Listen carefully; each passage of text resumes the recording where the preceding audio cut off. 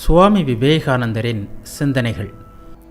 மிக உயர்ந்த உண்மைகளை ஏற்றுக்கொள்வதற்கான பக்குவம் பெறாத சகோதரர்களுக்கு அவர்கள் மீது உயர் உண்மைகளை திணிக்கக்கூடாது.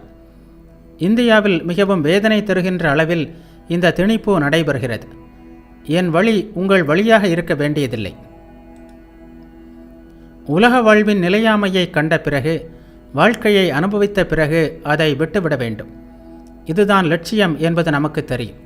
போக வாழ்க்கை உள்ளீடற்றது, வெற்று சாம்பல் என்பதை அறிந்ததும் அதை துறந்துவிடு. இறைவனை நோக்கி திரும்பிவிடு. இதுதான் ஒவ்வொரு இந்துவின் லட்சியம்.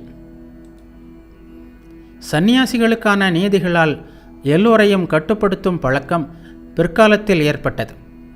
இது மிகப்பெரிய தவறாகும். இந்த தவறை தவிர்த்திருந்தால் இப்போது நீங்கள் இந்தியாவில் காண்கின்ற இவ்வளவு வறுமையும் துன்பமும் இருந்திருக்காது.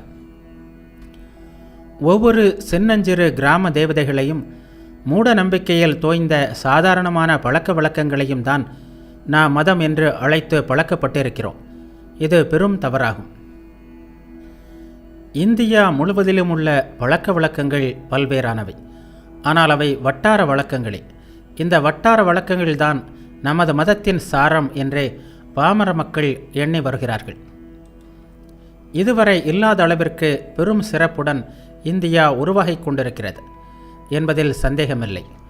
பழங்கால ரிஷிகள் அனைவரை விடவும் மகத்தான ரிஷிகள் தோன்றப்போகிறார்கள். மற்ற உலகங்களில் வாழ்கின்ற உங்கள் முன்னோர்கள் தங்கள் வழித்தோன்றல்களாகிய உங்களின் புகழையும் கீர்த்தியையும் கண்டு திருப்தி மட்டும் அடையவில்லை, பெருமையும் அடைவார்கள் என்பதை நான் காண்கிறேன். என் சகோதரர்களே, நாம் எல்லோரும் கடுமையாக உழைப்போம். தூங்குவதற்கு இது நேரமில்லை. எதிர்கால இந்தியா நம்முடைய உழைப்பை பொறுத்தே அமையப் போகிறது.